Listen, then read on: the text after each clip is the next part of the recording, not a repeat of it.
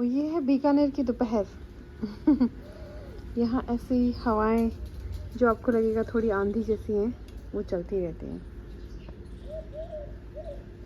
But it's very normal, it's normal.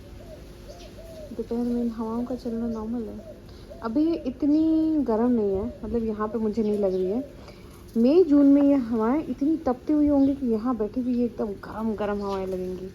अभी थोड़ी सी better है, बट अभी तो मुझे यहाँ बैठ के काफ़ी अच्छा लगता है। थोड़ा सा मेरा मी टाइम होता है ना, किसी सो रहा होता है, मैं आराम से बैठ के कुछ काम कर रही होती हूँ। हाय एवरीवन, तो मैं आपको एक चीज़ दिखाना चाहती हूँ। मेरा मेकअप देखो, मतलब ये बहुत रॉ वीडियो है, इसमें कुछ नहीं किया मैंने। एक टाइम था मुझे बिल्कुल भी मेकअप करना नहीं आता था। एक मिनट में चश्मा हटा के दिखाती हूँ। नहीं, और अब देखो मैं करते करते मेकअप इतना सीख गई हूँ कि मुझे मुझे खुद का अच्छा लग रहा है। और मेरी आंखें थोड़ी सी भी रोशनी पड़ती है तो खुलती नहीं है। बट मैं आपको दिखा दूँ, ये देखो एकदम बहुत लाइट सा मेकअप किया मैंने, बहुत हेवी नहीं किया है। एंड अब पास से भी देखोगे तो इतना केकी नहीं लग रहा है, क्योंकि मैंने इतना कुछ यूज़ नहीं किया है। तो मुझे लग रहा है कि यार कुछ तो इम्प्रूवमेंट है। बार बार शूट करने के चक्कर में, बार बार शूट करने के लिए मुझे मेकअप करना पड़ता है। और वो मेकअप करने से मैं थोड़ा सा मेकअप करना सीख गई हूँ। थोड़ा इम्प्रूवमेंट तो आया मेरे मेकअप करने के स्किल्स में, है ना। कोई फिल्टर नहीं, कुछ नहीं है। और इस बच्चे की कारस्तानी बताऊँ मैं, जैसे ही मैंने शूट करने के लिए मेकअप किया और कपड़े पहने, ये बच्चा उठ गया और उठ के इतना रोया है कि मम्मा ही चाहिए। तो मैंने वापस से कपड़े उतार दिए और शूट भी नहीं किया। बहुत बार मेरे साथ होता है। अब मैं मेकअप करके बैठी पर मैं शूट नहीं कर पा रही हूँ। और ये मुझे क्योंकि करने ही नहीं दे रहा बिल्कुल भी। तो लेट्स सी, मैं सोच रही हूँ उसको शाम के टाइम पे थोड़ा सा टीवी ऑन करके दूँगी या कुछ ऐसा करूँगी तो मैं थोड़ा बहुत शूट कर पाऊँगी। क्योंकि आजकल बिल्कुल ही शूट भी नहीं कर पा रही हूँ, थोड़ा सा टाइम नहीं दे पा रही हूँ बिज़नेस को। बट ठीक है, एक बार में एक ही काम हो सकता है। अभी शिफ्टिंग का काम हुआ है, तो अब आने वाले टाइम पे बिज़नेस पे फोकस करेंगे। मुझे शांति से झूले भी नहीं झूलने दे रहा है। इतना गंदा मुंह कैसे हो गया बेटा आपका? गाल फट गए, लाल हो गए, गंदे हो रहे हैं, मिट्टी में भरा पड़ा है। उसको नहाई नहीं करानी पड़ेगी फिर शाम को। डबल काम हो गया मेरा, डबल। इसको 2 बार नहलाना, क्योंकि ये इतनी मस्ती करता है, इतनी मस्ती करता है, इतनी मस्ती करता है। सबको बोलो हेलो। आप सब कैसे हो? पापा नहीं, पापा को वीडियो नहीं भेज रहे, हम सबके लिए वीडियो बना रहे हैं। आप बोलो आप सब लोग कैसे हो? कैसे हो? मुझे ब्लेसिंग्स देना। थैंक यू बोलो। थैंक यू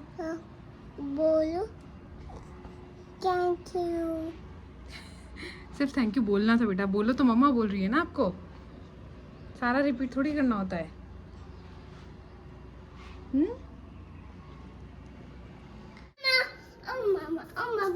मामा कहाँ आएंगे? मामा के घर नहीं जाएंगे। जंप पहले इस लड़के की हालत देखो आप, ये पैर देखो इतने गंदे। एक तो यहाँ कितनी सफाई कर लो, क्योंकि मिट्टी बहुत आती है यहाँ पे, तो मिट्टी मिट्टी रहती है हमेशा, हमेशा फ्लोर पे मिट्टी रहेगी। और ऊपर से ये हमारे साहबजादे देखो पैंट पहन। कहाँ जाने का इरादा है सर? घूमी घूमी? कहाँ घूमी घूमी?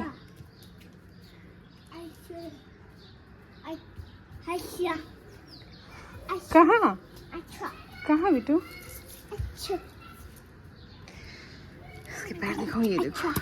अरे राम बेटा, इतने गंदे। तो आज है हनुमान जयंती, उसके लिए मैं बना रही थी प्रसाद। शाम को जो है मैं प्रसाद लगा रही थी, तो उसके लिए मैंने बेसन ले लिया था। तो कटोरी मेजर करके मैंने बेसन लिया था और उतना ही घी लिया था। अब मैं आपको एक बात बताती हूँ, मैंने ना किसी बड़े शेफ़ का वीडियो देखा था और उसके अकॉर्डिंगली मैं बना रही थी बेसन के लड्डू। यूजुअली तो मैं बनाती हूँ बेसन के लड्डू खुद भी, लेकिन मुझे लगा कि आज थोड़ा सा रेसिपी वीडियो देख के ट्राई करते हैं। गाइस, रेसिपी वीडियो देख के कोई भी रेसिपी बनाओ ना, उसमें अपना दिमाग ज़रूर लगाना। आपको सब पता रहता है कि कौन सी चीज़ कितनी डलनी है, कितनी नहीं डलनी है। अब देखो यहाँ पे मुझे सही था कि घी और दोनों मेजरमेंट सही था, पर मुझे ना उनके अकॉर्डिंगली कम लगा, क्योंकि उन्होंने बोला था एग्जैक्ट सेम को उसका पार्ट रखना, जितना बेसन लो उतना घी। तो मैंने घी इसमें और डाला और उसको ना मिक्स किया पतला पतला। ठीक है, वो बहुत पतला हो गया, फिर उसको सेकती रही मैं। यहाँ पे ना मेरा घी जो था वो सही था, अगर मैं 1 चम्मच हल्का सा ऊपर डालती तो भी चलता, बट इतना एकदम बराबर क्वांटिटी में नहीं लेना था। फिर भी चलो ठीक है, मैंने लिया और उसको एकदम लो फ्लेम पे किया। और लो फ्लेम पे भी मुझे लगा ना थोड़ा जल रहा था, मैंने एक बार गैस बंद कर दी और उसको ऐसे हल्के हल्के हाथों से मिक्स करते रहे। अब इस टाइम पर ना आप इसको 1 सेकेंड के लिए भी छोड़ नहीं सकते, क्योंकि बेसन बहुत जल्दी जलता है। तो इस टाइम पर आपको क्या कंटिन्यूसली उसको मिक्स करते रहना है। ठीक है, जब तक कि अच्छे से ब्राउन ना हो जाए। ठीक है, तो ये क्योंकि बेसन हमें लगता है कि पक गया, खुशबू आ रही है पक गया, लेकिन नहीं, इसके ब्राउन होने तक हमें पकाना है। देखो ये है ना, ये वाला कलर आ जाना चाहिए। अब ये पक चुका था। अब इस टाइम पे आपको फ्लेम पहले ही ऑफ़ कर देनी है, क्योंकि आपकी कढ़ाई भी गर्म रहेगी। तो घी एक बार गर्म हो जाता है ना, तो वो जल्दी से ठंडा नहीं होता। उसके अंदर आप कुछ भी डालोगे वो पकता ही रहेगा जब तक कि वो ठंडा नहीं हो जाएगा। तो एक तो हमारी कढ़ाई मोटी है, तो वो गर्म है, ऊपर से घी गर्म है, तो ये पकता ही रहेगा। तो ऐसा नहीं कि आपने इसे नीचे उतार दिया और इसको छोड़ दिया, नहीं, इसके बाद भी इसको मिक्स करते रहना है। ठीक है, अच्छा यहाँ पे घी थोड़ा सा कम लेना है, जितना आप बेसन लो ना उससे थोड़ा सा घी कम ले सकते हो। थोड़ा सा इससे थिक होना चाहिए बैटर, जितना ये मेरा वाला है। इसमें बताया था कि थोड़ी सी हल्दी डाल देना, मैं यूजुअली नहीं डालती हूँ, बट आज मैंने प्रॉपर उन्हीं के तरीके से बनाया था, तो मैंने हल्दी भी यूज़ करी यहाँ पे एक कलर देने के लिए। ठीक है, मुझे लगा कि कोई वो तो आर्टिफिशियल कलर तो है नहीं, हल्दी तो डाल ही सकते हैं। और उसके बाद में इसको एकदम ठंडा कर लेना है। बीच में हमारी फूल मालाएं मैंने मंगवाई थी पूजा के लिए, वो आ गई थी, वो मैं लेने के लिए चली गई थी। और वो उतना ठंडा हो चुका था कि उसको थोड़ी देर छोड़ा जा सके, तो मैंने उसको छोड़ दिया। और उसके बाद में माला वगैरह लेके मैं दोबारा से स्नान करने चली गई थी, क्योंकि शाम को पूजा कर रहे थे अच्छे से, तो वापस से अच्छे से रेडी होके उसके बाद में मैं आई देखने के लिए, तो ये इतना पतला था। अब इसके तो लड्डू बनने नहीं थे, तो मैंने सोचा अब क्या करूँ, इसको और ठंडा होने दिया। फिर इसमें मैंने थोड़ा सा बेसन सेक के और डाला और लड्डू बनाए। साथ ही मुझे पूजा की तैयारी भी करनी थी, तो मंदिर में गई, फटाफट से पूजा की तैयारी करी। उसमें ना थोड़ा सा बेसन मैंने और सेक के डाला था, ताकि वो थोड़ा सा टाइट हो, लेकिन बहुत ज़्यादा नहीं डाला था, क्योंकि मुझे लगा कि यार जब जिनकी रेसिपी बना रही हूँ उनके अकॉर्डिंगली चीज़ें। और बस क्या, फिर आके बैठ के फटाफट से पूजा की तैयारी करी। और उसके बाद में फूल मालाएं वगैरह जो भी आई थी उनसे अच्छे से सजाया सब कुछ, क्योंकि ना ये जब डेकोरेटेड होता है तो बड़ा ही अच्छा लगता है, बहुत ही सुंदर भी लगता है। तो ये सब मैंने फटाफट से किया। तो मैंने फटाफट से पूजा की तैयारी वगैरह करके फिर मैं गई अपने लड्डू चेक करने के लिए, जो कि मैंने एक बार बीच में उठ के राउंड शेप में बनाए थे, बट वो फैल के ऐसे हो गए थे क्योंकि बहुत ढीला था। तो मैंने वापस से उनको ट्राई किया थोड़ा सा बनाने का, बट मैंने भगवान जी से बोला जब आपको हलवा खाना था तो आप मुझे वैसे ही हलवा बनवा लेते, क्यों आपने इतनी ये करवाई। बट ठीक है, शायद उनको ऐसा ही पसंद था, ऐसा ही खाना था, इसलिए वीडियो दिखाया, वरना मैं कभी किसी का वीडियो देख के नहीं बनाती। मुझे जो सही लगता है ना खाने में, मैं परफेक्टली वैसे ही बनाती हूँ। मैं आपको भी यही हमेशा बोलती हूँ कि ये मैं मेरे तरीके से बना रही हूँ, आपका तरीका कैसा है मुझे नहीं पता है, तो आप इसको इनोवेट कर सकते हो अपने तरीके से। अच्छा, ये बनाना कैसे था, जब ये थिक हो जाता है ना, जब ये ठंडा हो जाता है बैटर, इसके अंदर हम जो दानेदार चीनी आती है ना, पिसी हुई एकदम, मतलब जिसको हमारे यहाँ पे बुरा चीनी बोलते हैं, वो वाली चीनी होती है ना जो पिसी हुई होती है, वो डालनी है। मिक्सी से पीस के नहीं डालनी है, जो बाहर खांड आती है ना, वो वाली चीनी डालनी है इसके अंदर। उससे इसके अंदर हल्के हल्के से दाने आपको महसूस होंगे खाने में, जैसे आप बाहर के लड्डू खाते हो ना बेसन के, बिल्कुल दानेदार, बिल्कुल वैसे लड्डू बनते हैं फिर ये। तो बस ये है, थोड़ा सा ध्यान रखिए, सतर्क रह के चीज़ें बनाइए। हालांकि अगर टेस्ट की बात करूँ तो बहुत टेस्टी बने थे, बहुत अच्छी टेस्टी थे, सब ने खाया था और पूरे ख़त्म हो गए थे, बहुत टेस्टी बने थे। बट हाँ, थोड़े से लड्डू बनाने के लिए थोड़ा सा थिक कंसिस्टेंसी होनी चाहिए थी।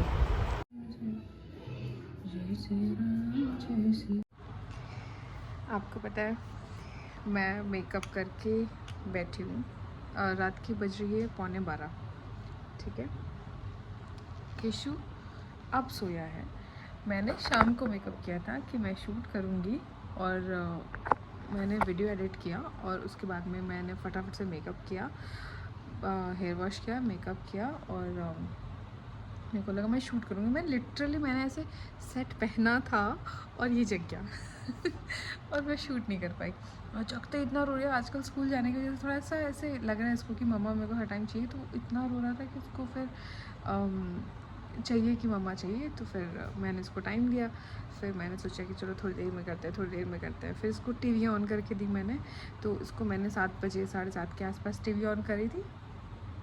अब उस टाइम पे फिर मैं वापस से नहा के मुझे पूजा वगैरह करनी थी, तो मैं उस काम में लग गई। कब से ट्रेन आएगी अभी। पागला भैन थे यारा, पर अब सोच के लगता है कि वो सच में सही बात नहीं था। वक्त अब है।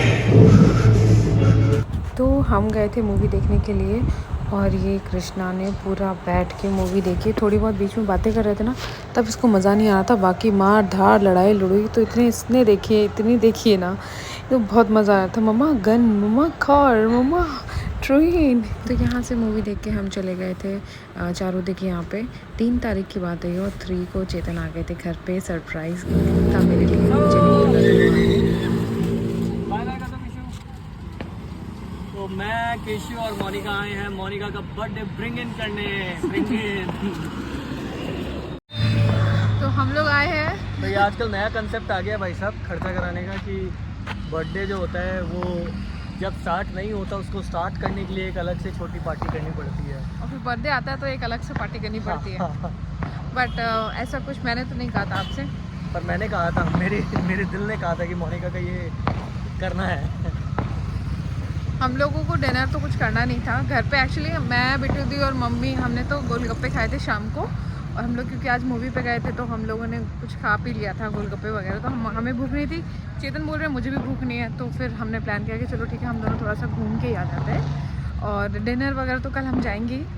तो हम लोग ऐसे ही छोटे मोटे कैफ़े में आए हैं और लेट्स सी, मैं देखती हूँ कौन सा कैफ़े। चेतन बोल रहे हैं यहाँ का अच्छा कैफ़े है, चलो। तो कॉफ़ी तो नहीं पियेंगे ऑफ कोर्स, क्योंकि रात हो रही है, तो अभी रात में तो नहीं पियेंगे, बट कुछ अच्छा मिला तो देखते हैं। तो हम गए थे बीकानेर में इंदिराज कैफ़े करके, वहाँ पे काफ़ी अच्छी वाइब थी, काफ़ी अच्छी जगह थी। फर्स्ट टाइम आई थी मैं यहाँ पे, मतलब मेरी शादी को 6 साल हो चुके हैं, बट मैं कभी नहीं आई थी यहाँ पे।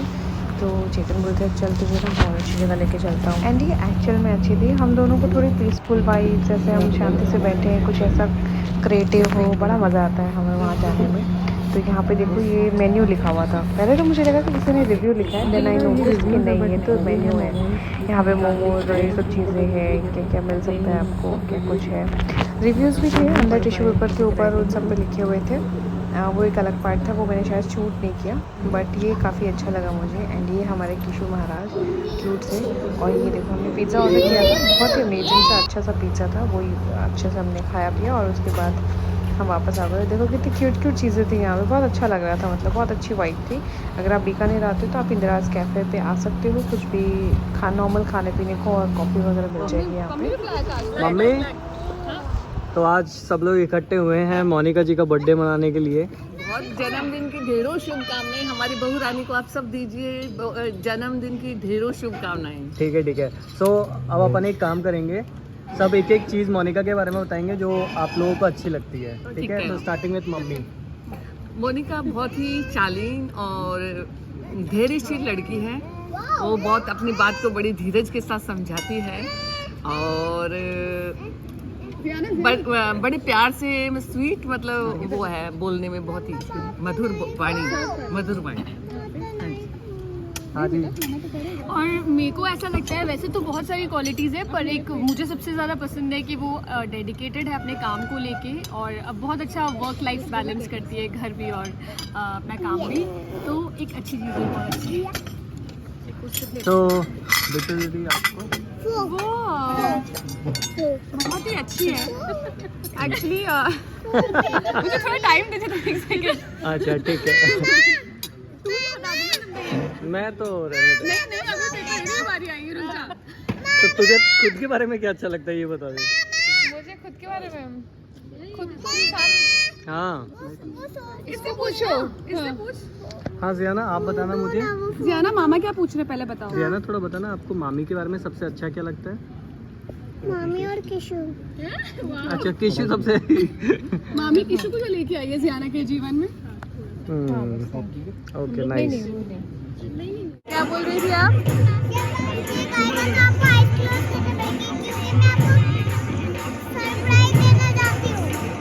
थैंक यू, आप मामी से इतना प्यार करती हो। Thank you.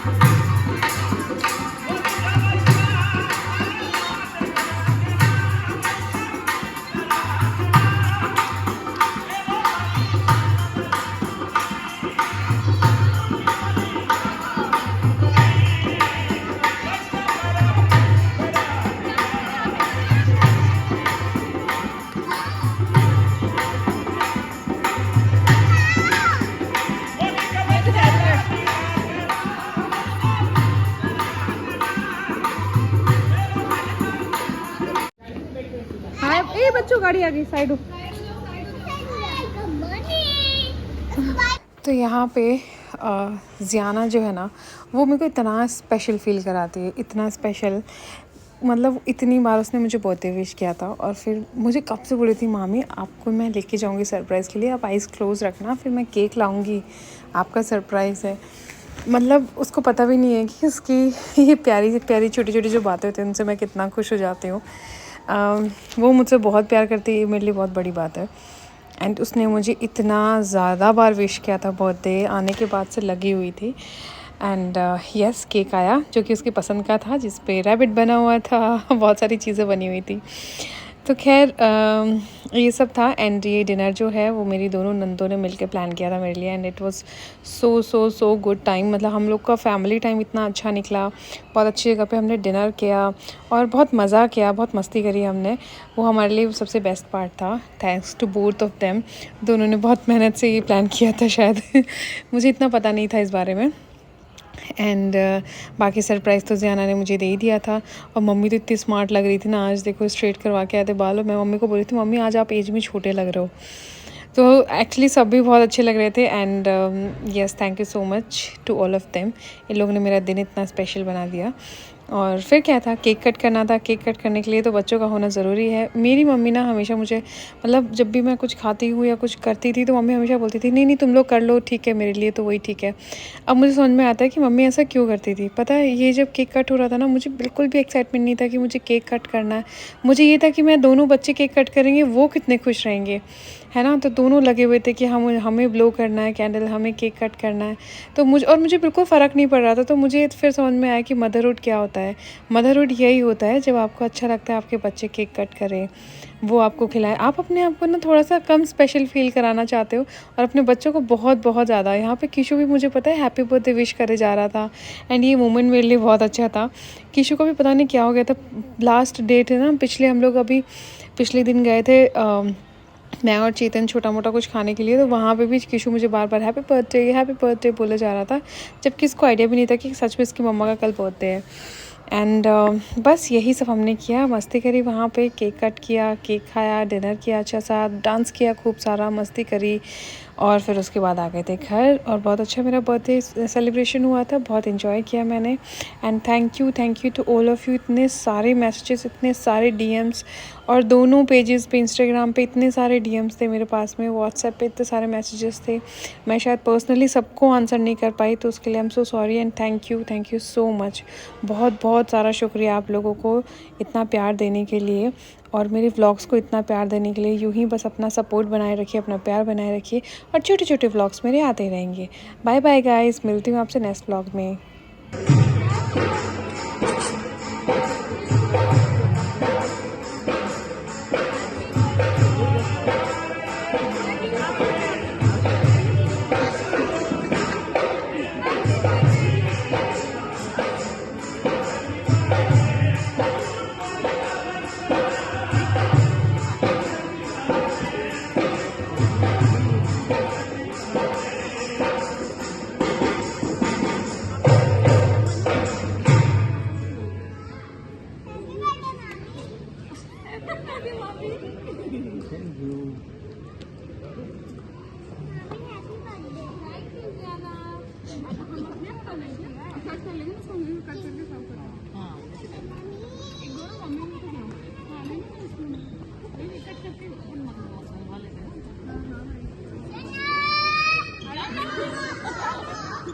स्कूल कैसे चिल्लाता पता?